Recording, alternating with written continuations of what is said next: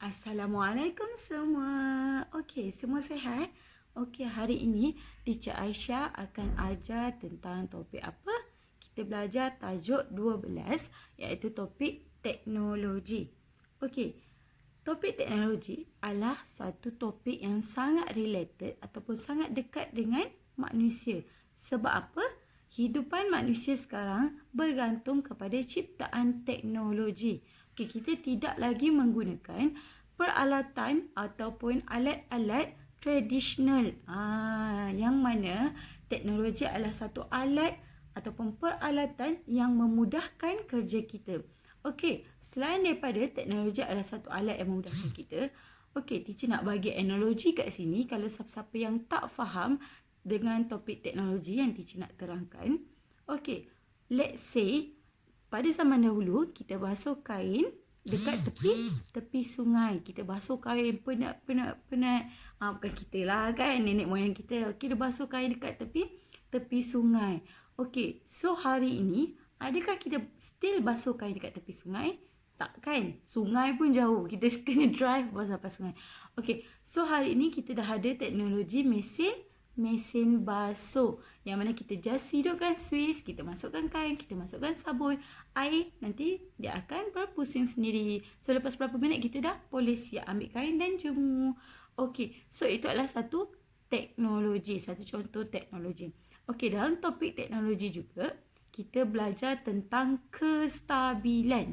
Okey, sebelum kita masuk topik kestabilan, kita ada bentuk-bentuk untuk membina struktur. Okey, daripada teknologi ni mestilah dia ada satu bentuk yang mana menjadi garis panduan macam mana teknologi itu terbentuk.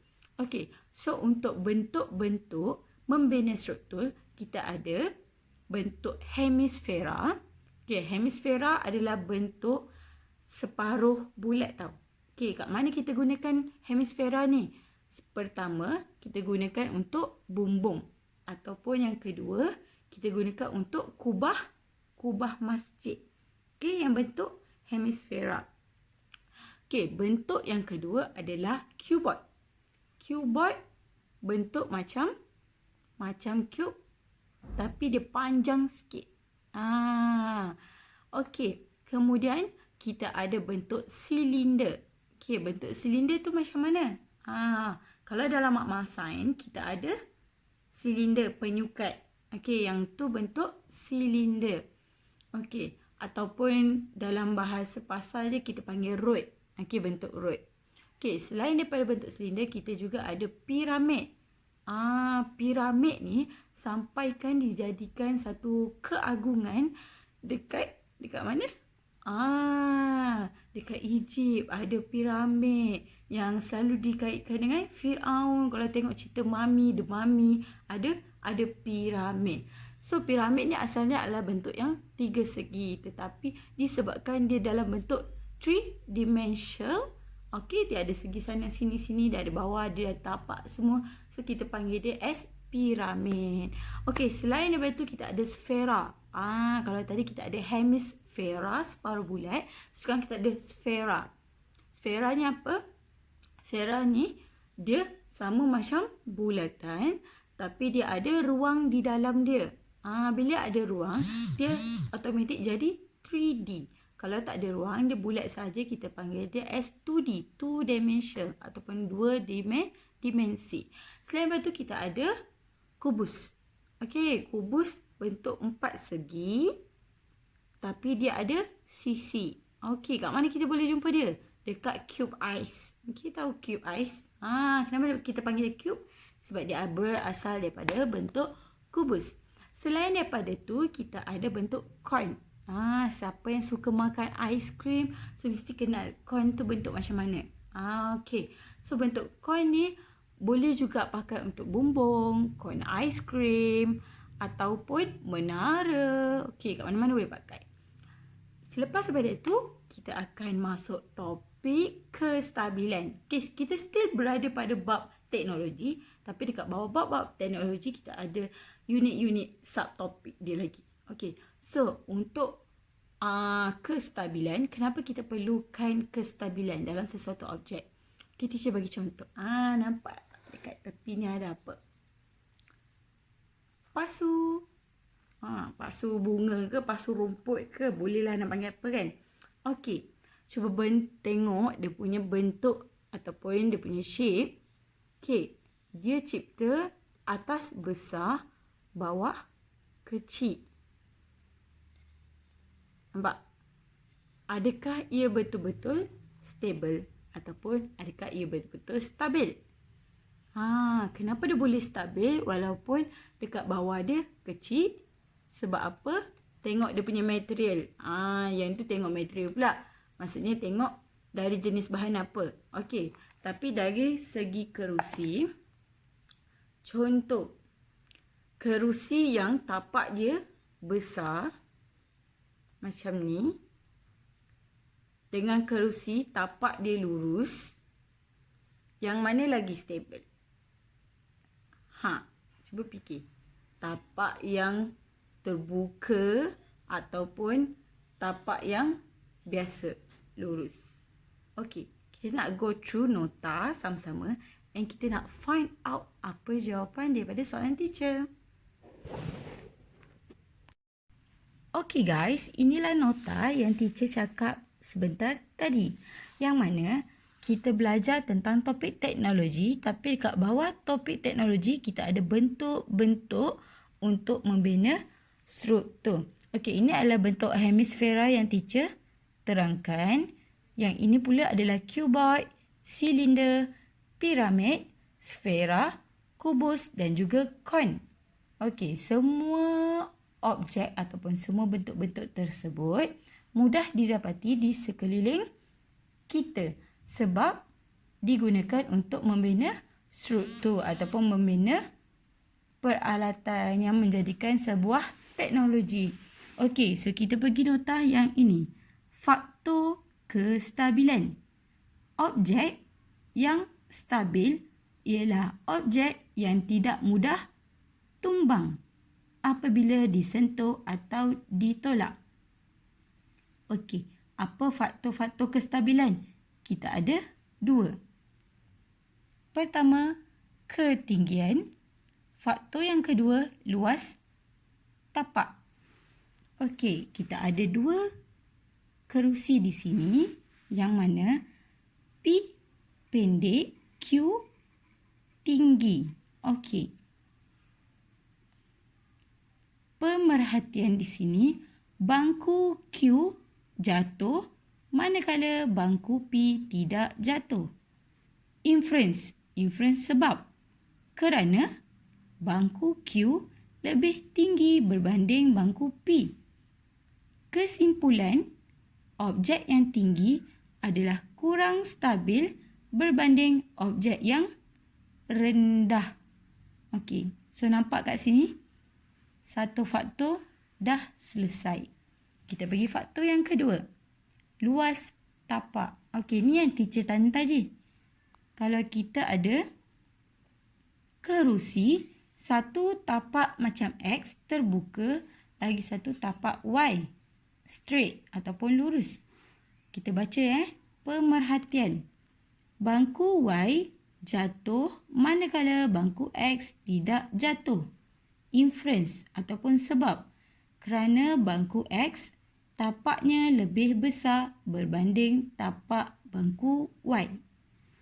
Kesimpulan, objek yang mempunyai tapak yang luas adalah lebih stabil berbanding objek yang mempunyai tapak yang kecil. So, kita boleh relatekan ketinggian dan juga luas tapak sebagai faktor untuk kestabilan sesuatu objek. Kita baca pula nota yang last. Kekuatan binaan. Kekuatan binaan terbahagi kepada 2, iaitu pertama jenis bahan dan yang kedua adalah bentuk binaan.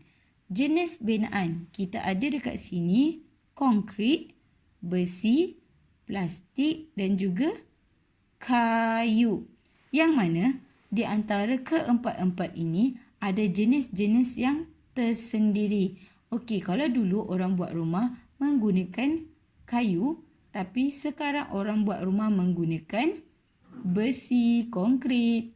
Sebab apa? Sebab nak elakkan daripada anai-anai ataupun lebih kukuh. Maksudnya struktur lebih kukuh, struktur binaan.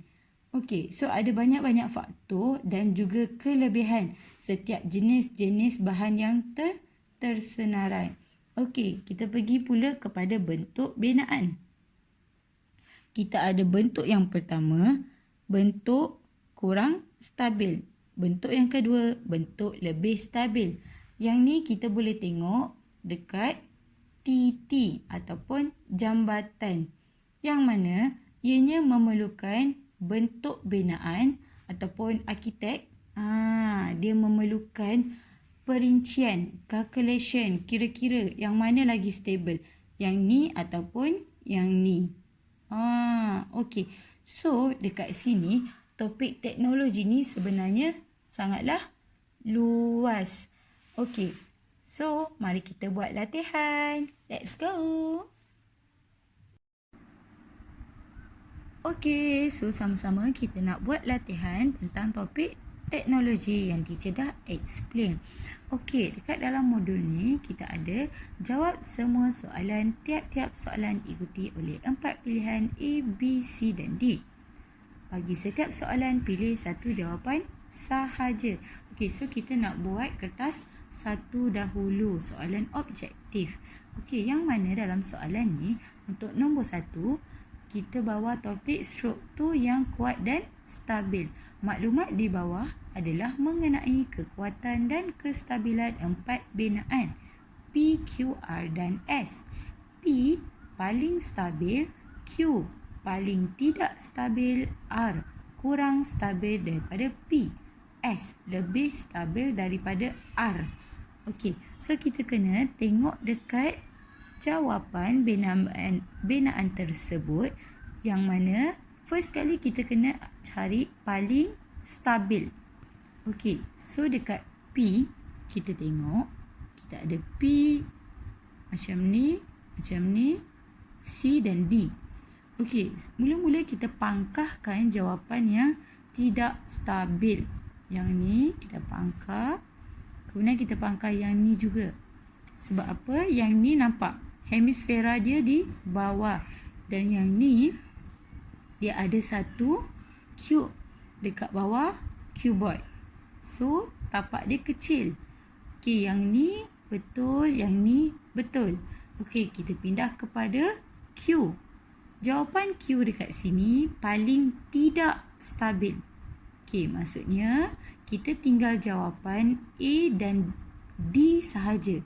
Paling tidak stabil, so yang ni stabil, tapak dia besar dan yang ni kecil. Jadi jawapan dia adalah salah. So jawapan kita adalah D. Okey, boleh tengok? Okey, kalau tak puas hati kita teruskan dengan R dan S. R kurang stabil daripada P. Kurang stabil daripada P. Yang mana P? Yang ni. Sebab tapak ni kecil. Walaupun dia stabil, tapak dia kecil. Yang ni tapak dia besar. So, betul lah R. S. Lebih stabil daripada R. S lebih stabil daripada R. Sebab tapak dia lagi besar. Walaupun dekat bawah dia ada Q. Bawah keyboard. Okey, faham? Okey, kita pindah kepada soalan nombor 2. Rajah 1 menunjukkan sebuah masjid. X. Rajah 1, nyatakan bentuk bagi struktur X. Okey, kalau kita tengok bentuk X, macam ni, macam ni. Ini nama dia hemisfera. So, jawapan dekat sini adalah D. Okey, boleh faham? Okey, kita pindah kepada nombor 3. Nombor 3 dah masuk bawah topik faktor kestabilan objek. Antara berikut meja yang manakah paling stabil? Kita tengok satu-satu jawapan. A. Stabil tak? Stabil. B. Stabil tak? Stabil. Tapi dia ada roda. Nanti boleh tergelincir. C. Stabil tak? Tapak dia lebih kecil berbanding tapak A. D. Stabil tak? Tak. Sebab tapak dia ke dalam. Okey. So antara jawapan A dan C, jawapan A lebih tepat. Okey, kita teruskan dengan soalan keempat. Jadual 1 menunjukkan 4 jenis objek yang mempunyai ketinggian yang sama tetapi luas tapak yang berlainan. Keempat-empat objek telah diletakkan di hadapan kipas yang berpusing pada kelajuan yang sama. Kita ada J, K, L dan juga M. Dan keluasan tapak dia berbeza. Okey, pilih urutan yang betul bermula dengan objek yang tumbang dahulu kepada objek yang paling lambat. Bila kita buat ataupun kita jawab soalan, kita kena gariskan dia nak apa. Pilih urutan yang betul bermula dengan objek yang tumbang dahulu. Okey, macam ni. Kepada paling lambat. Barulah kita mudah untuk menjawab. Kemudian kita tengok kepada tapak. Ada 25, 49, 36 dan juga 16. Mula-mula dia nak yang paling cepat tumbang. Paling cepat tumbang mestilah tapak yang paling rendah ataupun paling sedikit. M. Ada tak jawapan mula daripada M? Ada. B. Okey, kita lock dulu jawapan ni. Kita tengok. Lepas M dekat jawapan ni adalah J. Betul tak J? 16, 25. Lepas J kita ada L, 36. Kemudian kita ada 49. So, jawapan nombor 4 adalah B. Mudah kan? Okey. Kalau kita tahu kata kunci untuk jawab sains, sangatlah mudah untuk menjawab soalan. Nombor 5. Rajah 2 menunjukkan sebuah pasu Govindan. Mendapati setiap kali angin bertiup, pasu bunganya akan tumbang. Govindan ni nama orang. Okey, ni Rajah 2. Apakah cara terbaik untuk meningkatkan kestabilan pasu bunganya? Kalau Govindan nak elakkan pasu daripada tumbang apabila ditiup angin, apa yang Govindan perlu buat? A. Menggantikan bunga yang lain. B. Mengisi pasu bunga dengan batu-batu kecil. C.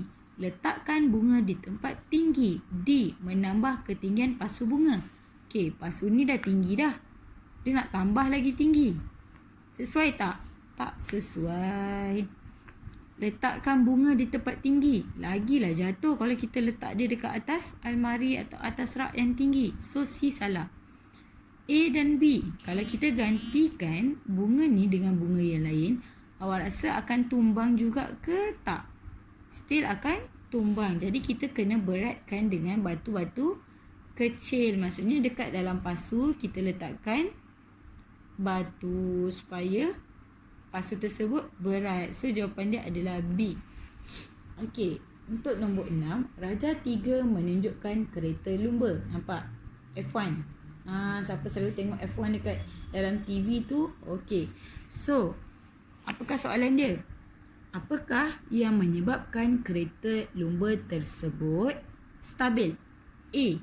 Mempunyai warna yang menarik. Adakah warna mempengaruhi? Tidak. Mempunyai 4 tayar. Semua kereta ada 4 tayar kan? Kereta sorong je 2, 3. Okey. C. Mempunyai luas tapak yang besar. C. D. Mempunyai ketinggian yang sederhana. Okey, macam mana kita nak tahu antara jawapan C ataupun jawapan D yang lagi relevan? Okey. Adakah ketinggian mempengaruhi? Ya, tapak pun mempengaruhi. Tapi bila kita tengok F1 ni, tapak dia lebih besar berbanding kereta lain. Jadi, jawapan C lebih tepat, mempunyai luas tapak yang besar. Okey, kita pergi soalan 7. Rajah 4 menunjukkan 4 jenis bongkar. Kita ada W, kita ada X, Y dan juga Z. Antara berikut, carta palang yang manakah mewakili kestabilan bongkar-bongkar di atas? Okey, kita ada W, X, Y dan Z. Kita tengok jawapannya. Ada A, B, C dan juga D. Okey. Yang mana lagi stabil? W untuk A dengan B rendah, C tinggi, D pun tinggi. Okey, cuba kita tengok bentuk W. Stabil tak tapak dia? Stabil. Okey. Stabil, so jawapan kita adalah C ataupun D. Jawapan A dan B dah salah lah. Okey, so kita tengok pula X. Kat sini X dia stabil tak? Stabil sebab tapak dia sama, cuma ketinggian lagi tinggi. Okey, so X, C X dia sikit je, yang ni lagi stabil. Okey, kita tengok Y pula. Y lagi tinggi daripada X tapi tapak dia lagi kecil. Kita tengok carta. Kat carta C, dia kata Y lagi stabil. Dekat carta D, dia kata X lagi stabil daripada Y. So, jawapan dia adalah D. Sebab X lagi stabil, sebab X lagi rendah daripada Y dan tapak dia lagi besar. Okey, kita pergi soalan nombor 8 dengan topik kekuatan binaan. Antara berikut struktur binaan yang manakah mudah runtuh dan tidak tahan lama? A. Rumah plastik. B. Rumah kayu. C. Rumah konkrit. D. Rumah besi. Berbanding banyak-banyak ni, of course rumah plastik yang tidak tahan. Okey. Kemudian kita pergi proceed kepada soalan 9. Amar dapat memecahkan objek X hanya dengan menggunakan tangan. Antara berikut yang manakah objek X? A. Kita ada, tengok ni, bongkar-bongkar. Lepas tu B. Kita ada kayu. C.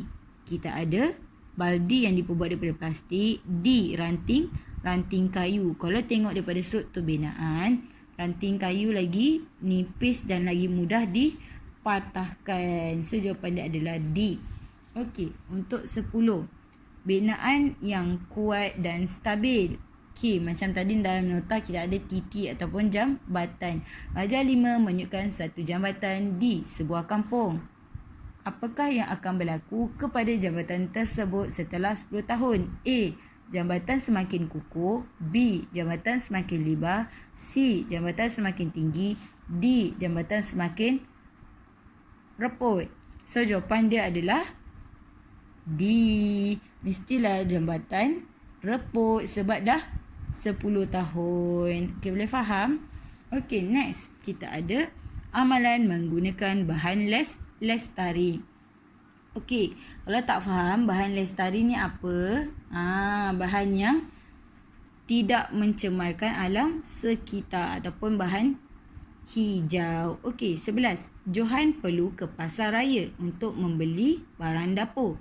Dia membawa beg barang ke pasar raya. Mengapa? A.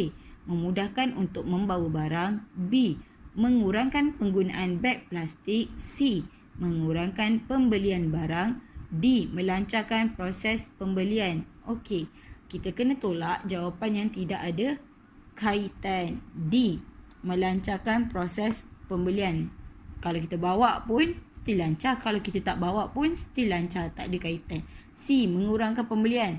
Takkanlah kalau kita bawa paper bag tu kecil, kita kena beli barang sikit. Kalau paper bag besar, kita kena beli barang banyak. Tidak semestinya. Okey, so kita tinggal jawapan A ataupun B. A. Memudahkan untuk membawa barang. B. Mengurangkan penggunaan plastik. Kan tadi kita kata bahan lestari adalah bahan hijau. So jawapan dia adalah B. Okey, 12. Apakah kebaikan penggunaan bahan lestari dalam kehidupan kita? A. Menjimatkan kos penyelenggaraan. B. Cantik dipandang. C. Meningkatkan kos penyelenggaraan. D. Memudahkan pembelian bahan baharu. Kan teacher kata bahan lestari adalah bahan hijau, jadi dia menjimatkan kos penyelenggaraan. Kalau B, C dan D tidak sesuai. Okey, so jawapan dia adalah A. Okey, tadi kita dah jawab kertas 1, sekarang kita nak jawab kertas 2, iaitu soalan subjektif. Struktur yang kuat dan stabil. faktor kestabilan objek. Okey, kita tulis dekat kertas kita faktor kestabilan objek tadi ada 2. Pertama, kita ada ketinggian. Yang kedua, kita ada luas. Luas apa? Luas tapak. Okey. So, dekat sini kita ada soalan. Sekumpulan murid menjalankan satu penyiasatan ke atas 3 bongkah M, N dan O yang diletakkan di atas sekeping cardboard. Jadual 1 menunjukkan hasil penyiasatan itu. Bongkah M, tapak dia adalah 40, ketinggian dia 30, masa yang diambil untuk bongkah tumbang selepas cardboard dicondongkan adalah 10 S. S ni apa? 10 saat. N, tapak dia 15, ketinggian 30, masa ditumbangkan 5. Maksudnya lagi cepat tumbang. N, 25, 30, 7. Okey, antara banyak-banyak ni, mana yang akan tumbang dulu? N. So, kita tulis N. Nombor 1, O. Nombor 2, M. Nombor 3. Maksudnya ni cepat tumbang. Okey. Kemudian kita pergi soalan A. Apakah tujuan penyiasatan ini? Okey, kalau nak tahu jawab dia macam mana, kena tengok dekat jadual. Dekat jadual kita ada maklumat bongkah, luas tapak, ketinggian, masa yang diambil. So, jawapan dekat sini adalah kalau keluar soalan macam ni, tujuan penyiasatan, ayat dia pun kena ada untuk menyiasat hubungan antara luas tapak dengan apa? Dengan kestabilan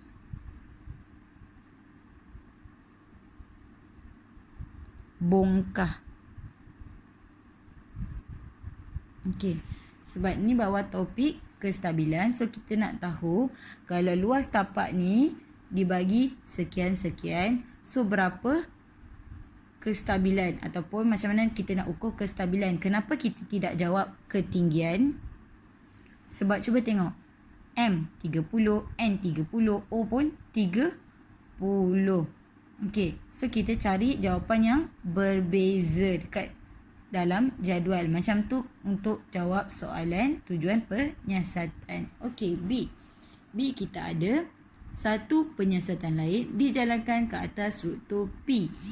Berdasarkan jadual 1, ramalkan masa yang diambil oleh struktur P untuk tumbang jika luas tapaknya 20 cm dan ketinggiannya adalah 30. Okey, kita letak satu lagi jadual, kita tambah P.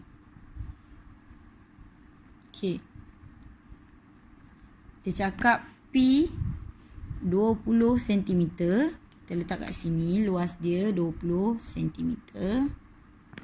Kemudian dia kata tinggi dia 30. Okey, tinggi sama 30. Okey. So, kalau P 20 duduk di antara sini. Antara N dan O. So, P duduk tengah-tengah. Kalau N, tumbang dia adalah 1.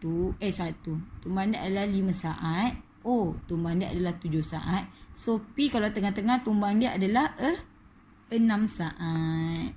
Okey, so kita tulis jawapan kat sini. 6 saat. Mudah tak? Mudah kalau kita faham soalan dan kita bulatkan keyword soalan. Okey, pemboleh ubah dimalarkan. Malar maksudnya sama. Okey, apa yang sama kat dalam jadual? Ketinggian. Okey, kalau nak tulis jawapan, kena tulis semua yang ada dalam jadual. Ketinggian.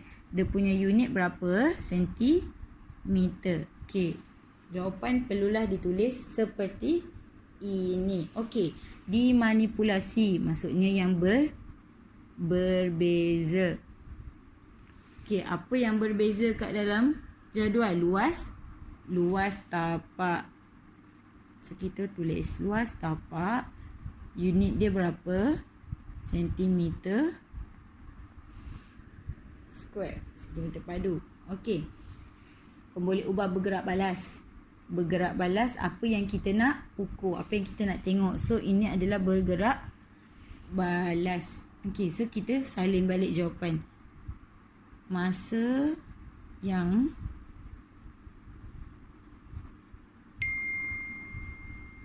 diambil untuk bongkar apa? Bongkar tumbang selepas cardboard